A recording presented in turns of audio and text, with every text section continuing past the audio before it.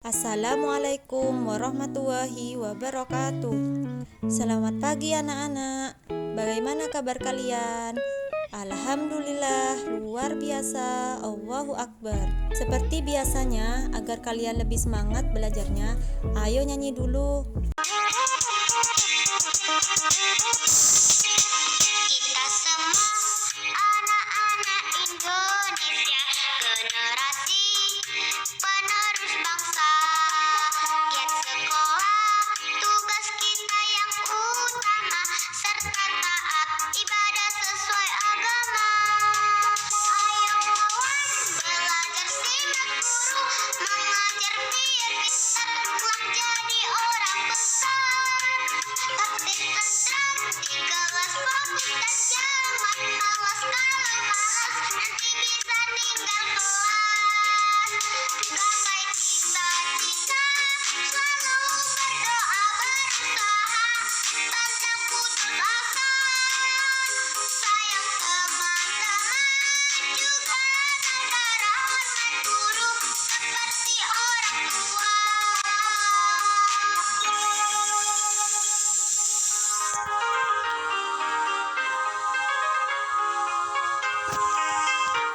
Sekarang Ibu mau menjelaskan materi tentang pengaruh kalor terhadap kehidupan. Benda-benda yang bersifat mempercepat dan menghambat perpindahan kalor. Coba perhatikan gambar ini. Gambar apa ini? Ini adalah gambar seorang ibu yang sedang menyetrika. Saat menyetrika, bagian alas setrika yang panas bersentuhan dengan kain. Alas setrika tersebut dari baja. Baja bersifat konduktor yang mempercepat perpindahan kalor. Sedangkan tangan saat menyetrika memegang gagang setrika yang terbuat dari plastik. Plastik mempunyai sifat isolator yang menghambat perpindahan kalor. Ada beberapa cara menghambat dan mempercepat perpindahan kalor, yaitu 1. Konduksi. Cara menghambat perpindahan kalor secara konduksi bersifat isolator, contohnya kayu, kain, dan plastik. Sedangkan cara mempercepat perpindahan kalor secara konduksi dengan menggunakan bahan konduktor, contohnya besi, baja, dan aluminium. 2. Konveksi dan radiasi. Cara menghambat perpindahan kalor secara konveksi dan radiasi dengan cara menjauhi sumber panas, contohnya lilin atau api unggun. Sedangkan cara mempercepat perpindahan panas secara konveksi dan radiasi dengan mendekati sumber panas. Penggunaan benda konduktor dan isolator. Konduktor dan isolator dimanfaatkan oleh manusia untuk kebutuhan sehari-hari. Salah satunya pada peralatan memasak. Hal ini bertujuan supaya panas dapat berpindah dengan cepat.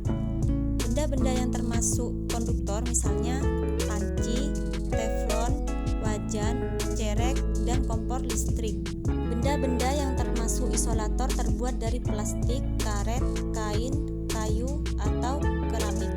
Ada beberapa pemanfaatan benda konduktor dan isolator dalam kehidupan sehari-hari, yaitu 1. Setrika.